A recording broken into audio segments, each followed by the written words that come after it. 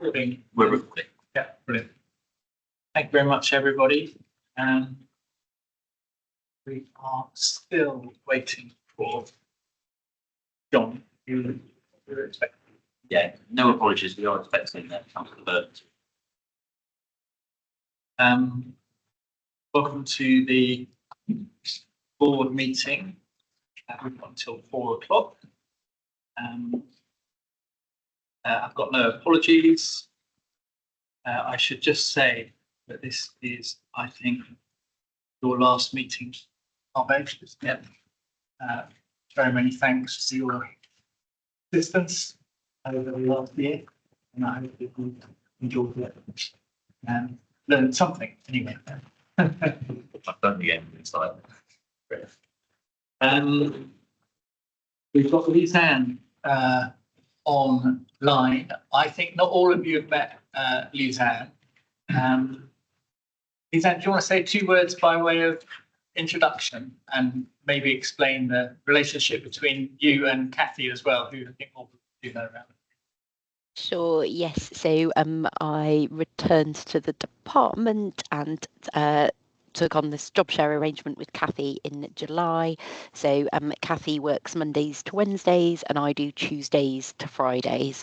So very excited to be back working on Ebbsfleet, having previously worked on Ebbsfleet, I think, back in around 2017. So it's exciting to see how things have come on since those early days. Great, thank you very much. Any new declarations of interest? We take the ones you've already prepared as read. Thank you. We've got the minutes from the last Part 1 board meeting. We can tend. Yes. Ian, you were going to say. Excuse me, Chairman. Perhaps I should say the terms of the Estuary Growth Board is going through a transition from being a public board body into a private one. Yeah. And I'm on that journey with them. At the moment, I'm still representing Dartford as in that sort of twilight period, but at some point it'll be necessary to declare an interest as a private director of that. I think I'm meeting your chair or your okay. Yes. In the new year. As health and safety champion, in the context of minutes and the crash that last night, what further inquiries, what further conclusion came out of the inquiries? We haven't undertaken any further inquiries. I think whether the police were undertaking any inquiries, investigations, the accident. As far as we're aware, no. We received all compensation from the Correct. active. I think I completely threw accident on it, doesn't it? It's a straight bit of road which she ran off into the lorry. Okay. So there was no requirement, no sense of additional work needed, barrier or.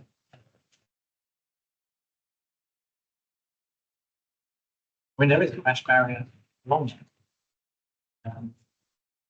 Quite what else could be done.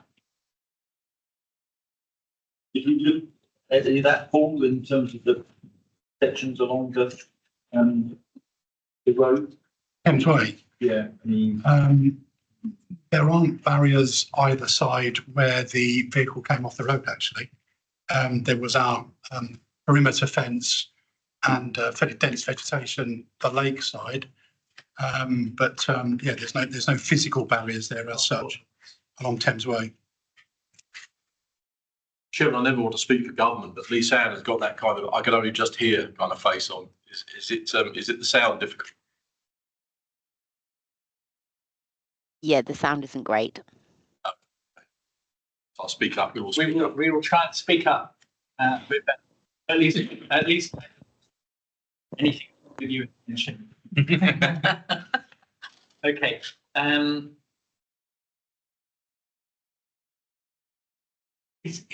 I'm not sure it's our business particularly to be worried about this aspect of road safety. No, I would agree. I mean, it's a highway authority, Ebbsfleet Road. We felt that there was laws that didn't need attention. We been made aware of that when they did an investigation. Actually, Yeah, as you can see from the action, there are 3 open, all with my name attached to them. I've got some notes on there. There's the latest updates. I'm still awaiting any particular requests from the board, but I am meeting with Mark Patchett on Monday. Listed by Arab housing market to find the capacity to do such a review in the new year, and we will at the next time we report that we will return to presentation. So helpful, definitely our HR for the last meeting perhaps that exists. So we will look to deploy. do you think housing market issues will sort of come in later? Your forward look for the next boards, which is note. I sort of note that the February board has got a lot of important items on it. I was wondering, Ian, whether we might put in place some sort of arrangement for an informal briefing on whatever our settlement is when it comes out. Yeah. Yeah. So that board members have a chance just to be briefed by you on what that is, rather than waiting all that time until February. Yes. Yeah, I would definitely do a note out. But we can jump on a call with being helpful, or I could send an email. Yeah, I think it partly depends on the outcome. Yeah. You know. Yeah. All right. Thank you very much. In that case, we're on to your chief exec's update. Thank you. Well, before I dive into that, David, do you want to say something about your state visit for the rest of the board? Yeah. So yesterday we had a visit from Lisanne and the Secretary of State and Minister. It was a very successful visit, I think, Lisanne. They spent about 2.25 hours here. They overstayed their allotted time. We started here with some general high-level briefing, then got in one of the electric buses, went down to the school where we met the headmaster and the chief executive of the Academy Trust. There was plenty of opportunity along the way for sort of chatting in the margins with both the Secretary of State and the Minister. I think we got all of our key messages across, in particular, without any real prompting. Both the Secretary of State and the Minister said, it's all very well, I paraphrase, by the way, he said it's all very well announcing 12 new garden cities, but we've got to make sure we continue to make progress on the one we've already got. We sort of highlighted our priorities to them. We then went on to Ashmere, where they met Clarion and Vistry and did a handshake sort of photo op with the 5,000 resident. So I think it was great and very, very rare, I think, to have both the Secretary of State on one visit. So altogether, it was really worth doing. Thank you for that. So a few updates since I wrote this paper. At 2.2, there is an update on the process for recruiting 2 vacant board members. That has now started. It was launched earlier this week. So you can, if anybody would like, you can send a link round to where that is advertised, but that is now away. In addition to that, we had an update on the progress through the Minister's Office on the nomination of Kent County Council and I understand that the planning committee as well. So that is still progressing, and we will get advised of that when that's completed shortly. So some updates there. Just wanted to add my thanks to Parvesh as well, and my best wishes to him for the future. It's been good having you here. A year does seem to go by very quickly. Of course, now we only have 6 meetings in a year, so I don't know whether that makes it go quicker for some reason, but we don't see quite much of our board champions. We had 10 or 12 meetings. But anyway, good to have had you. We are waiting to hear of the participant that may join us for next year's program. So we have agreed to participate in the program. I wanted to point out particularly that paragraph 2.4, which is the board effectiveness review. We are due at this next review to conduct an independent one. You'll remember that there's a cycle of some that we effectively do ourselves, the questionnaire, and then we have a thorough, in-depth, independent conducted review. The commissioning process for that is underway. I think we've identified somebody to conduct it. Yeah, if they've agreed. Yeah, James is just sort of dotting the I's and crossing the T's with him. It's Malcolm Morley, who is the ex-chief exec of Harlow Borough Council. He'll do it as a one-off piece of work, and we'll want to interview all the members of the board. I know him, just to be clear, because from my days in government, but he was also the chair of Nuclear Waste Services, so he has experience of chairing a sort of arm's length body, which is what we are, and he's happy to do this. So that will take place across February as soon as we've got dates organised, etc. And it may be that it's already been in touch about dates. I'm not quite sure, but we'll obviously notify you and get dates. Speak to.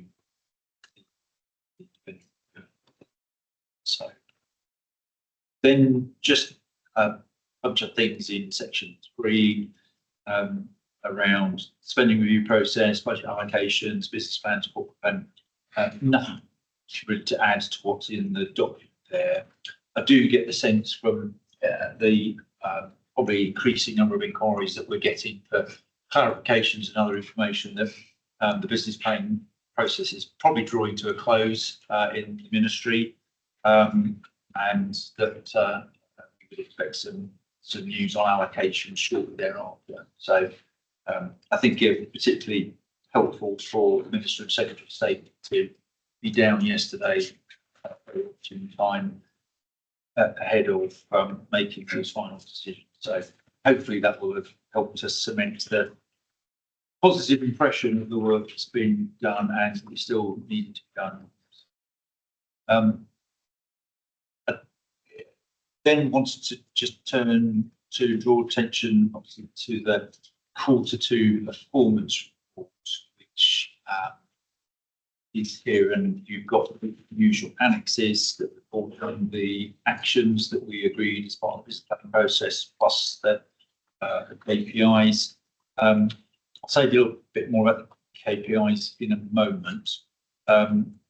In terms of the progress against the actions, they are all green, as you can see, apart from the one amber, which is the submission of some strategic outline cases. They're been on hold to some extent because of the uncertainty around future budget allocations. but everything else that you see there is green. We discussed what does green mean in a board meeting with David a few days ago. And just to be clear, it's green because we anticipate that. It doesn't mean that the action has been achieved now, but what it does mean is that we're confident that it's going to be achieved 12-month period as of our business plan. So they are on track to achieve, not necessarily ticked off. On the KPIs themselves, there are a number that are not on target, but they nearly all derive from the fact that the housing completions number is not on target. We are now forecasting just over 500 homes to be completed. And the reason that then others are consequently not on target is because they are mostly derived from that housing completion. So if you look at, for example, the amount of private sector investment, then that is calculated by house completions, largely, it's not exclusively that, but if the housing numbers are down, then the private investment too. So I've no doubt we'll talk probably throughout today about the state of the market and the impact that's having on housing delivery. But essentially that is the sales rates have definitely slowed down. They are still, I would say, largely better than many, if not most other parts of the country. We were at Ashmead yesterday, and the house builder there, the Vistry Clarion JV, reported a sale rate around 1.34 a week, which is still a healthy sales rate in most terms, but Ebbsfleet has considerably outperformed that this year's. So we're probably still ahead of the rest of the market, but significantly down. We have Savills reported last week or the week before that the average sales per outlet was 0.25 a week. So to be doing 1.25 is pretty good. is well above. Yeah. So we continue to have particular difficult departments. They have been sticking, and we've been doing some helpful work with the Ministry and Homes England to look at some options for how we can assist with house builders to move some of that stock into alternative tenures. So that's been something that Mark has been leading on over the last couple of weeks. I think, David, if I can, I'll pause there and take any question on the paper. Thank you very much. You missed a bit which said that you formally notified us of your retirement. I did. Thanks. Yeah. And I should just say that the recruitment process is underway for a new chief exec. Tile Hill are the headhunters. We've got quite a lot of interest. We've put together the panel that will do the interviews in the second week of Jan, isn't it? Yeah, 12th of January. 12th of January. We're going to shortlist before Christmas, and Simon is sitting on the panel. Lisa, I think we're still waiting to hear whether it's you or Kathy who's going to sit on the panel with us. It will be Kathy. Will Yeah, I bet it's in the diary. Thank you. And Anna Strongman has agreed to join us as a sort of additional expert member of the panel. Anna was the MD of the King's Cross development, and the reason I asked is because she is the CEO of Oxford University Development, which which is the development arm of Oxford University. Absolutely excellent. And I think will give some completely sort of independent outside views on candidates. Any other points on Ian's work, please?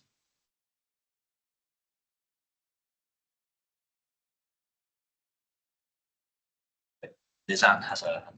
Oh, I'm sorry, I can't see. We can only see it. Yeah. Yeah, I can see it. Suzanne, please. I just had a question on the sort of the KPIs and sort of where you are on achieving them. And I think just as sort of your reflections on what other levers we could pull, because clearly you're currently doing relatively well, I guess, compared to the wider market in sort of London and the Southeast. But I guess clearly it's a risk for sort of future years as well. And I guess I'm just interested in the extent to which you think we can either get back on target and what sort of action might be required to get us there. Okay, thank you. I think there's, I'll reflect some of what we heard yesterday, Anne, which would have been what I would have said anyway if we hadn't heard that from one of the main house builders developing in the Garden City at the moment. And that was, I think there are two things that the house builders would aim to do and one ask of the government. The first one is, and what many of them are doing already, including Mr. Claren, who we saw yesterday, to keep up the pace of delivery, is diversification of tenure and typology to, I've said here previously that the existing outline planning consents do, yes, they deliver 30, sometimes 25% affordable housing, but it's quite a homogenous products other than that, with 70% housing for sale, so very little other tenures, very little private rented, etc. We are already seeing them introduce some of those alternatives in order to speed up delivery. So that would be one thing. I think the second thing is, and the house builders yesterday, when asked by the Secretary of State, did refer to some form of stimulus, whether that's a return to a Help to Buy type product. Then I'm sure that would be the house builder ask whether that's the right thing to do from a policy point of view nationally is a matter, but that would certainly be the ask of the house. Yeah, thanks, Suzanne. We can talk offline about other stuff, working with Homes England and so on. There's more to be done. Okay, let's move on then. Mark, I'm sorry about Can I have the same question but from a slightly different perspective? Because what was going through my mind was, well, gosh, this is a problem, but we're looking at a 1 year snapshot, aren't we, when we're looking at the corporate performance now? If Cable Wharf is moved back by a year to 26, in theory, that means it's a kind of shoo-in for delivering potentially the housing numbers the following year, or do we already know that perhaps some of those developments are also going to be moved in terms of their start and or continuation? I don't know, maybe Mark knows. I think Mark and I were talking about this earlier today when you, as a result of the slowdown in the sales rates, the house builders are already slowing down the pace of production to match that.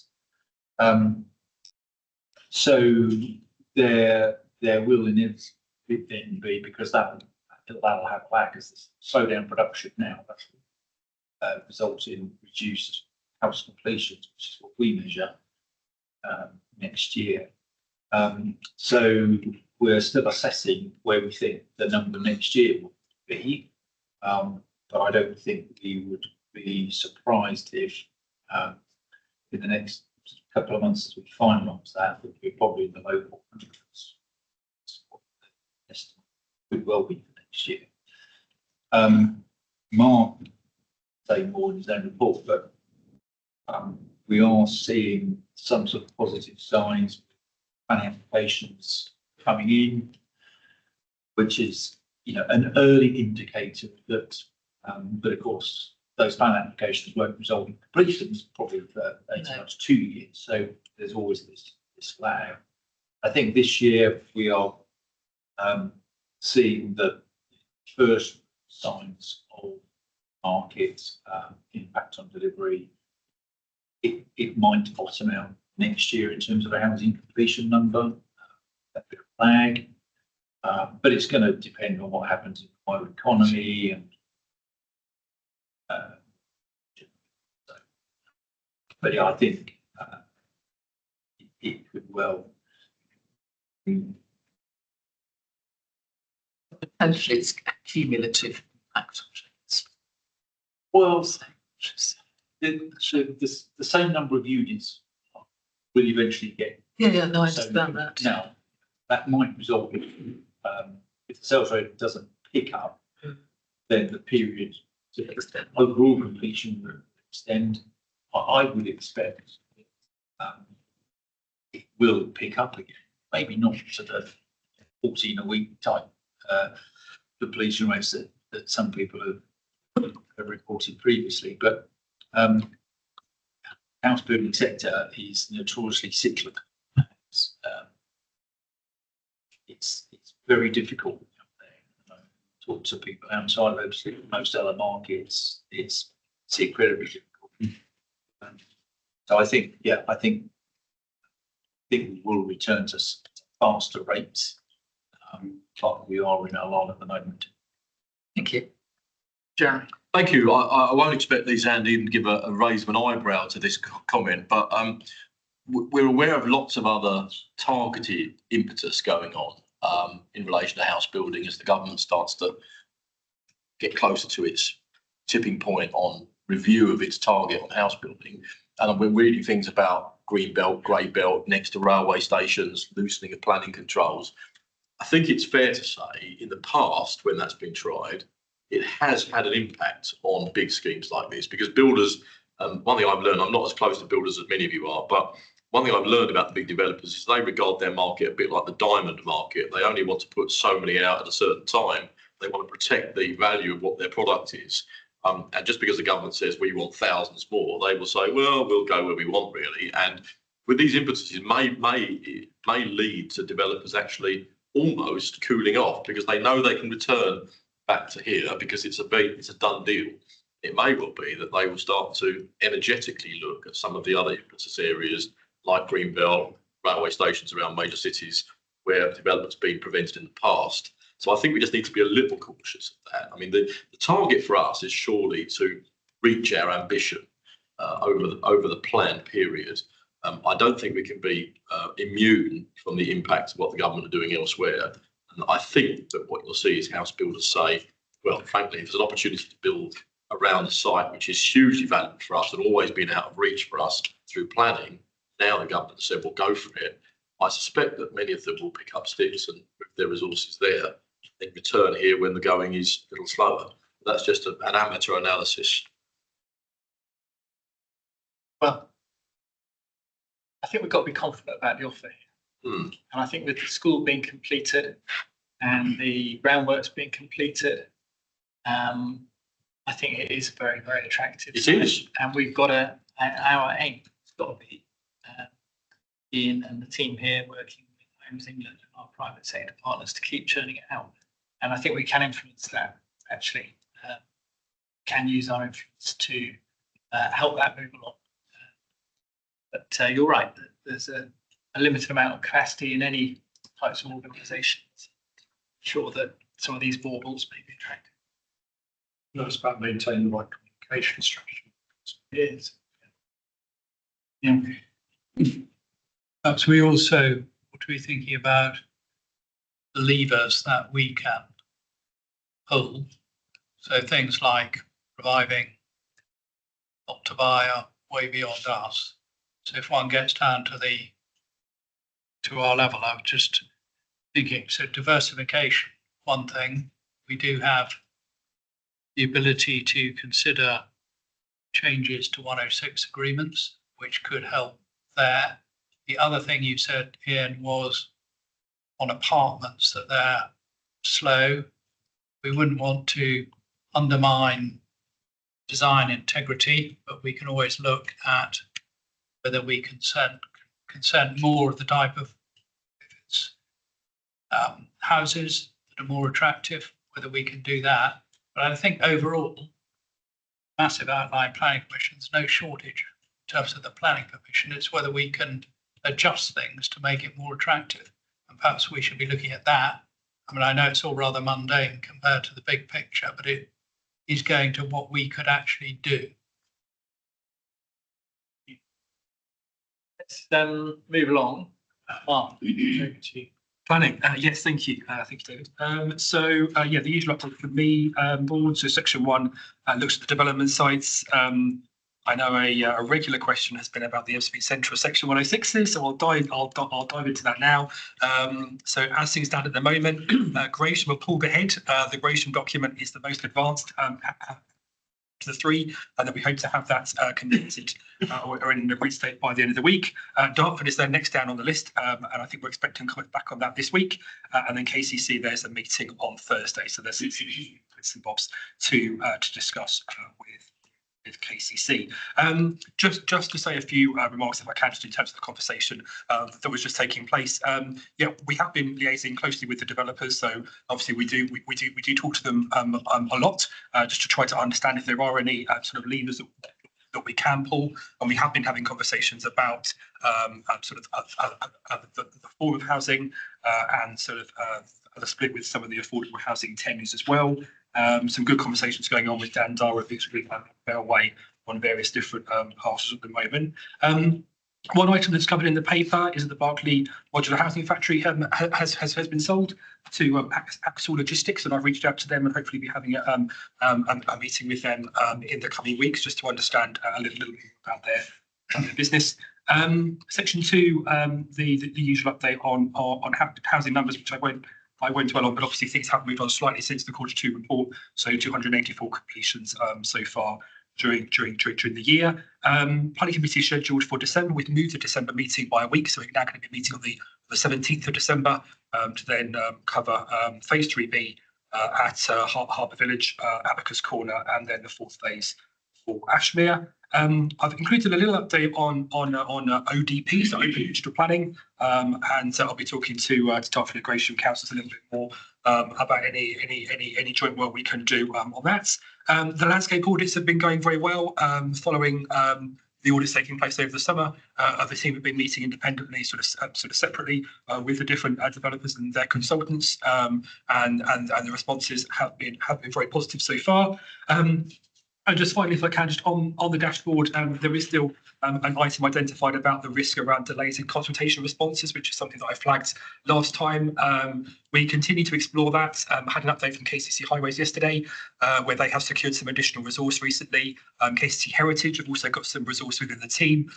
We've reached out to Gresham planners just to try to understand if we can do anything to sort of assist with some of those consultation responses coming back. And the government also announced a consultation yesterday on statutory consultees, and then looking at the ways in which then that system could be looked at. And one of the interesting things identified in that is the way in which local planning authorities can assist. So are people over consulting and then consulting on things that are unnecessarily taking up time? So I was doing a little bit of work with the team just to double check that we aren't reaching out to people that we don't need to. So we'll do that for the next few weeks. But yeah, happy to take any questions. Thank you very much. Colleagues, are there any questions for?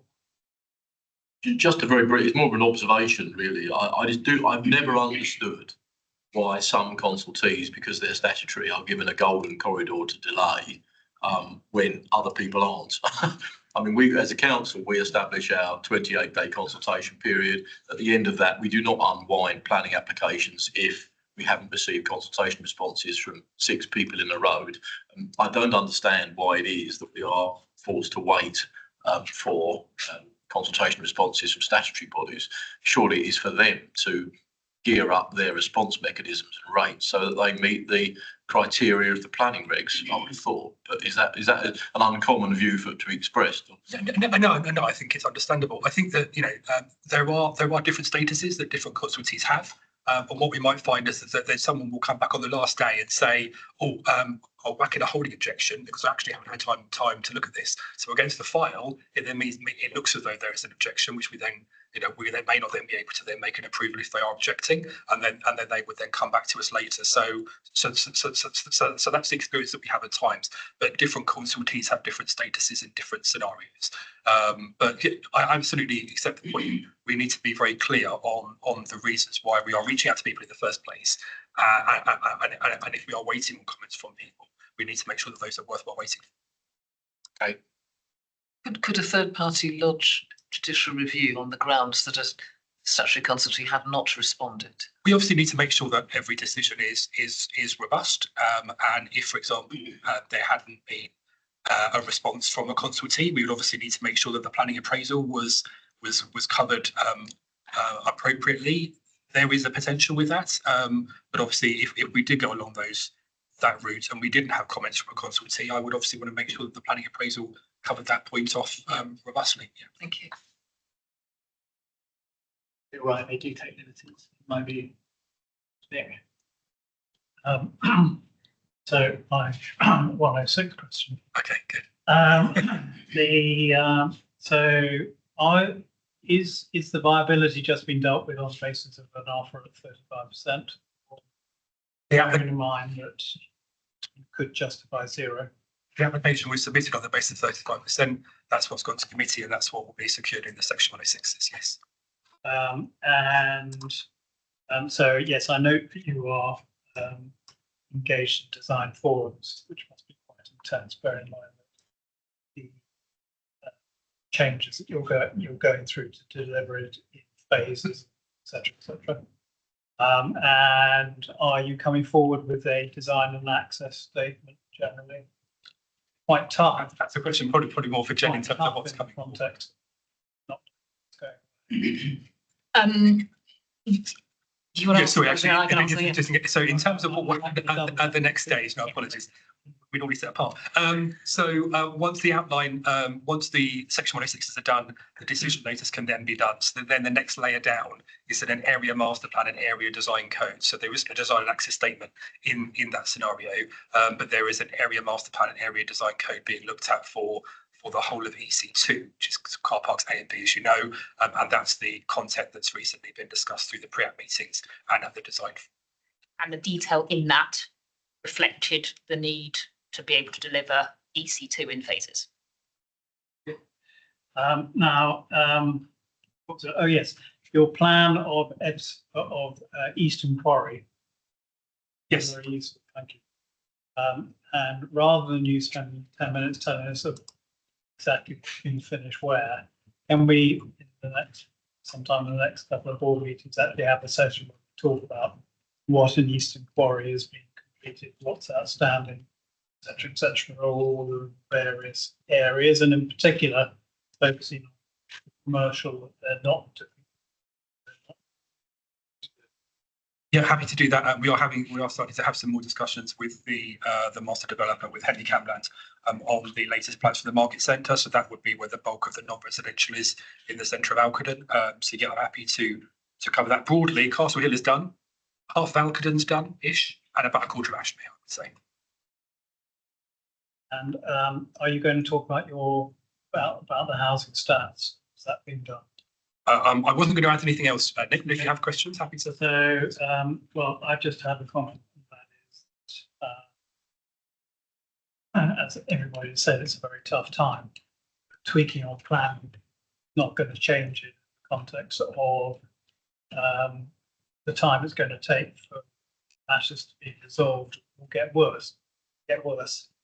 From my point of view. I mean, it is all about economy and mortgage rates and 5 and 10 year rates inflation at 3.6, whatever, it's still not, money is still going to be really tough, but actually we've got this huge confidence position at the moment because of the budget uncertainty, etc. So I think that this should be capable of improving. And costs, what I'm seeing over the next 5 years, are still going to be averaging 4% plus in inflation terms. I don't see any change to that. So life is really tough out there. But actually, I wouldn't tweak stuff because this is the easiest place for house builders to build. All the infrastructures, schools are in, and they can sell most sense, and it's not too speculative. So I don't feel people are going to move their tanks to another area of battle. That they will always find that Ebbsfleet is going to be successful, but it would be good to hear about Help to Buy. Anyway. Yeah, I mean, I think the way we are having those discussions with developers, we're certainly not making decisions that we are unhappy with. There was an issue recently around the affordable housing delivery down at Harbour Village, and that's been a positive process where we've been able to then look at the discounted market units combined with Gratian and looking at some of the affordable rented. Some of the changes to apartments, to homes in Eastern Quarry, that will hopefully then be a positive experience in terms of it sort of providing a slightly sort of different streetscape along that road. So yeah, I mean, it isn't as though I feel as though our hands are tied behind our back just because we just need to try to get the numbers through. We are working with developers, but sort of maintaining that vision and the quality that we want to see. Thank you. Ask another question. It's about the open digital planning. I go regularly to agents forums to run by my local council, which happens to be Dover District Council. I was completely taken aback, but pleasantly so, that they are moving quite urgently around sort of open digital planning. I mean, every policy, everything that one would wish to access is online now. But more importantly, it's also possible now simply to download or to apply online to deliver a Section 106 agreement. Now, not necessarily the most complex one, but for relatively simple things, whether it's a subsidy for your library or school place or what have you, it's literally, you can simply do it directly, digitally, online, without lawyers and what have you. It's absolutely phenomenal. I was completely taken aback, if I'm honest, but in a very pleasant way. And I don't know if it's worth perhaps talking to senior planning officer there, but to maybe get some ideas. I'm no doubt they're contributing to this open forum. Yes, the session that I attended, as I mentioned in the paper, was held in Rochester, and there was a lot of attendees from Kent there. Yeah, it is something that we want to talk more about. There are different avenues that you can sort of take with this. Some of the early adopters have been looking at the ways in which you can help reduce resident inquiries about whether something requires permission or not, how you can be submitting enforcement complaints, things like that. But there are some other sort of ideas coming out around the way in which some other processes can then be done online, because people are so used to, for example, doing the car tax and stuff like that now. How can similar processes be embedded that can help the community? I'm sure it could help with BNG, for example. All sorts of ways that I could see that it could be used, but I just share that. Very much. Mark, can I just ask one question and to ask for it to be done a little bit differently? In the dashboard, Annex A, we've got forward look, forecast versus actual completions. And you can see there the cliff where it's sort of fallen off in terms of actuals. What are you expecting the number to be for January to March? That will be so the difference in the year, that would have been that the blue columns were based upon the original developer forecast that we had at the beginning of the year, which was 575, and our business plan number was then set at 565, and as Ian mentioned, it will then be close to 505. So we are looking at a reduction of 70 across the blue bands in Q3 and Q4. The reason why Q3 looks like that is because the 29 is just how many we've counted so far in this quarter. and we would then do more caps in November and December. Okay, so it's, yeah, that's not, it's only 1 of 3 months, is it? Yes. Then also just on the dashboard generally, what I find difficult to gather from it is sort of progress against target. So how are we doing against what we were expecting to do? We can see it in that one table there, but across the piece on all of these, you know, even historically looking back at 22, 23, we did 619 completions. Well, what were we expecting to do in 22, 23? So I would like in this dashboard to be able to see more clearly how we are doing against where we expect it to be. Do you see what I mean? Well, even in those historical years, so I'm not quite. So, Well, if you take the totals, we've got a total of 5,128. yeah. Well, where did we think after 10 years? So to butt in, you could just have another column in that on your Forecast. your forecast for that year. Yeah, exactly. But I want to get a feel for how we think we are doing against where we wanted to be throughout, rather than just reporting where we are. It sort of depends on where your starting point is for that forecast. So we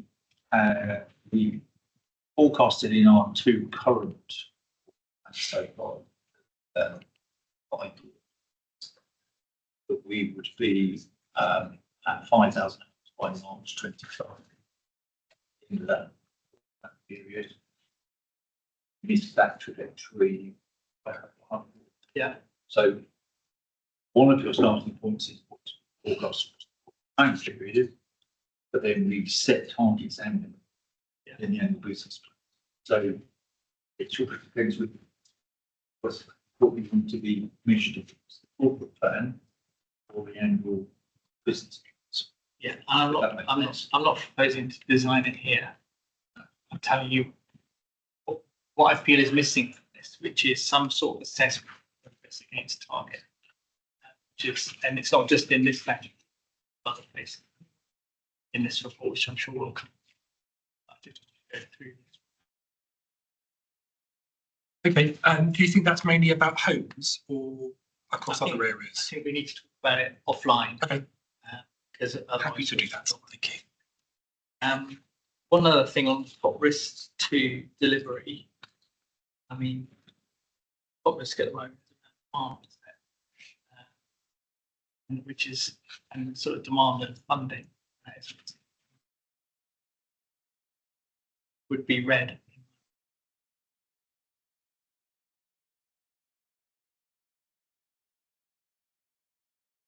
I think have that in next time. And one other just personal request, Mark, when you've done I'd like to see the detailed planting schedule. I don't think the board particularly wants to see it, but one thing I've noticed, I've walked around Ebbsfleet is a number of dead trees. And I'd like to see the schedule of how many dead trees we've got and how many of those are going to be replanted. Been a tough year for trees. Okay, are we ready to move on?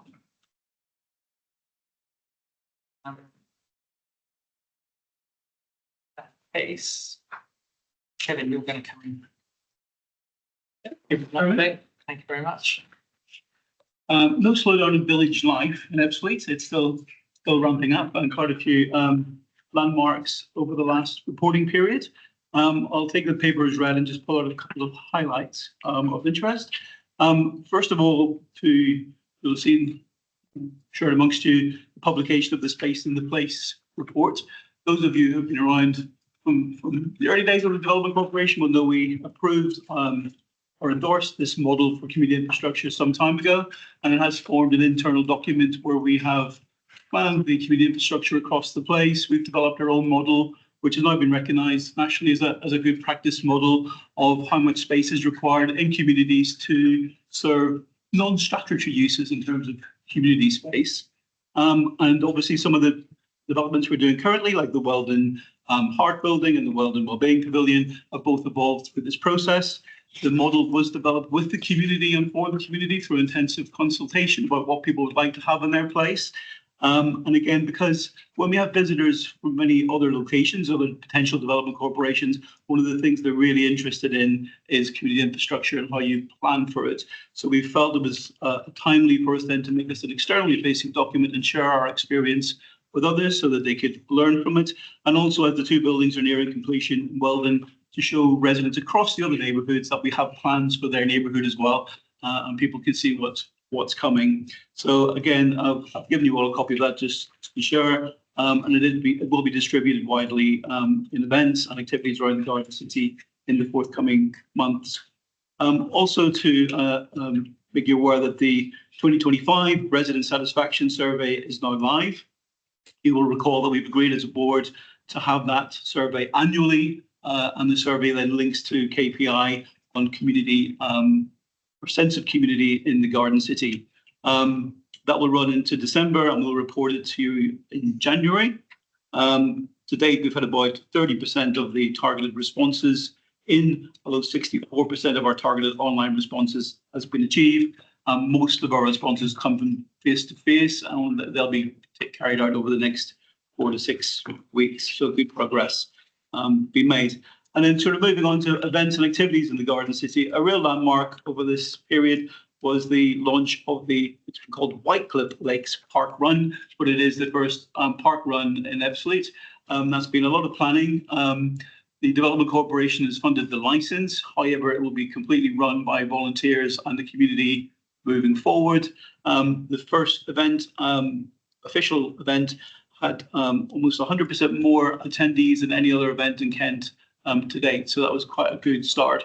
And that was with us trying to have restrained communications around that because we didn't want too many people turning up. It's unbelievably quite a thing that people like to go to the first park runs in new places. However, the subsequent park runs since that has continued to attract good interest, and really notably 40 to 50 volunteers. You also notice on your desk, I did provide a little summary of last year's resident satisfaction survey. We've made this available to people in advance of this year's resident satisfaction survey, saying, well, what were the key issues you told us last year and what have we done since? Now, one of those was volunteering. So this whole idea of like trying to encourage volunteers, we're going to have a volunteer training sessions running over the next couple of months, is trying to target the things that people told us in the resident satisfaction survey that were working on what wasn't. So again, encouraging through the park run that we're seeing volunteering really picking up there. And finally, just from our own events, we had 2 welcome events over the reporting period, one in Cable Wharf and one in Alkden, which continue our free tree giveaway events, which tend to be the most popular of the events that we have in the Garden City. Has twofold uses in that it brings families together to choose a tree or plants for their garden and then plant it together. But it also helps us improve the biodiversity of the Garden City in land where we don't own by having trees planted there. And again, becomes a really good popular event. And we use a local provider, Provender Nurseries, which is between Dartford and Swanley, as the provider of that. So we're using locally grown trees with biodiversity security with that as well. So happy to take any questions and anything else that's in the paper. Very much. Congratulations to you and the team on the park run. We'll start. It was very much a collaboration, not just ourselves. There was Blue Bean Coffee House, Henley Camland, RMG, the local authority, local volunteers. So it is very much a collaboration to get a park run. I mean, again, it does need a little bit of seed funding. So the seed funding from us to get it started, our contribution, our team are still helping run it, but it is very much a community-led event from here on in. I think, Jeremy, did you launch one of the events? I'm a big fan of Park Run, and I met recently one of the early chief executives who oversaw the massive growth of it from being just a sort of a homespun idea to being an international phenomenon, really. And it was fascinating to hear his insights to what it achieves.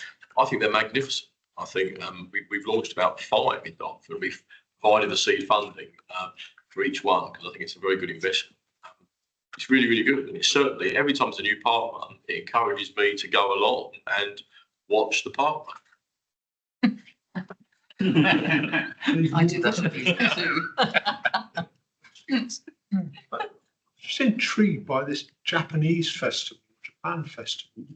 Presumably, we haven't got any particular Japanese connection, have we here, or what has spurred or initiated this particular type of festival? It's actually the second Japanese festival we've had. Right. We have a design group which has formed. It's facilitated through Blueprint, who are a local arts organisation, but the design group, or the culture and design group, are a group of residents who are interested in developing events and activities themselves. It's been jointly funded over the last 3 years between ourselves and Arts Council England. As I said, facilitated through Blueprint.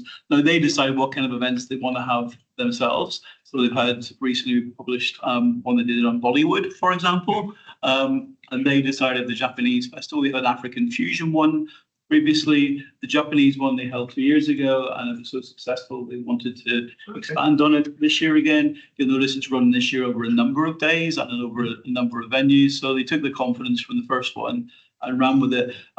As we've reported through the resident satisfaction survey, we've got a very culturally diverse group of residents in Ebbsfleet, and they're really interested in each other's culture, and that's why these design groups have chose different cultures each time to sort of celebrate that. There isn't notably a strong Japanese community here, but they're obviously interested in Japanese culture. Okay. Springhead Park Residents Association. Yeah. Tell us about that. And is that something you are actively encouraging? Could it be expanded? How was it? What was it? The basis of birth? I mean, obviously, a lot of the residents, there's been a number of residents associations proposed over time.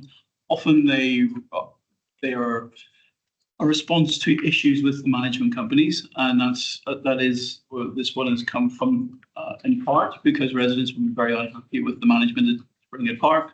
However, obviously, it's taken a positive spin from that in that they want to take control of their own destiny and get involved. So one of the things we're helping the residents association, so we're not directly setting one up. What we have done, we've got 2 programs of community development capacity building at the minute. We're actually working with residents to agree the content of that community development training. One of the things they've said is, how would you go about setting up a residents association? So some of the capacity training that we're providing will be enabling local residents to understand how they would go about setting up a residents association. So that's kind of how we're doing it, rather than us actually setting it up, because obviously there's the implications. Sounds great. I mean, to be a mentor to the residents, set their own residents associations up to deal with the issue we had is absolutely part of our core mission. And that's the kind of approach we take. Thanks. So general point really. I think the space and the place report is great. Thank you very much. And I think the space and the place model is very good. If I speak just briefly from the trust perspective again, it has worked incredibly well. I think where we have very flexible spaces and you're more able to manage the risk. There's only one scenario so far where this model has not necessarily worked as well as one might think, and that's with the arts building, because it is inherently less flexible because you've got auditoriums and the like. It happens to be a location I see as well, I think, around parking and the like. But with that exception, which is kind of self-explanatory, given that it's bespoke, it's much less fluid, if you like, than many of the other general sports and community spaces. I think this is an overall strategic plan that's really in good stead, and they're great products that are being built. And just picking up on that point, within the model, you'll see the A and B scale buildings hierarchy, which is what we're building at Weldon, are all locally focused. When you get into what we call a C or a D scale building, the C scale buildings are what we call beacon buildings with specialism, and that's where you start coming in with a specialist offer within it. The idea is that they would then serve a much wider area and possibly the whole of Ebbsfleet in terms of arts and culture. So it is this issue of seeing that building functioning for the whole of Ebbsfleet and it not necessarily having to serve itself just in that one location. That's important. An example of the D scale building is the Alkden Hub building, which again is even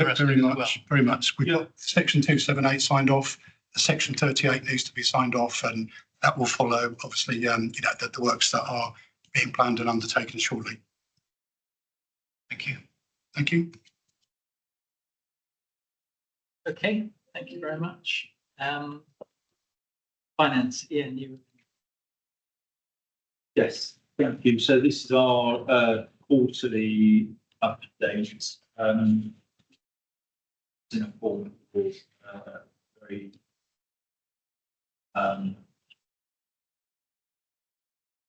just to give you an update on both our forecast for revenue outturn for the year. We are currently forecasting in outturns 3 million funded 65 million from the ministry plus use of 833 seats that we you've got a detailed breakdown of that budget and entity. You can see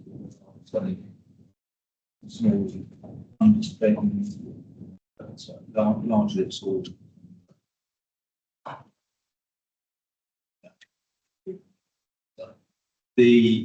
If we are underspent overall, then or becoming lower, we will utilise all of the 6.5 grants, and it will simply leave some additional seats that, subject to the ministry's approval, carried forward.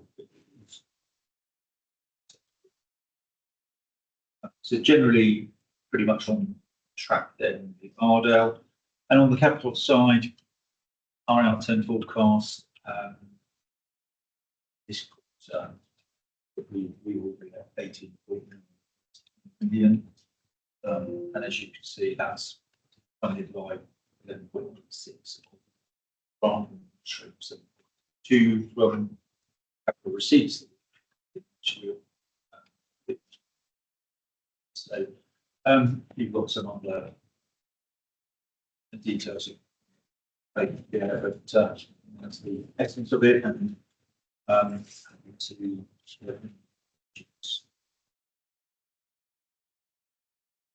I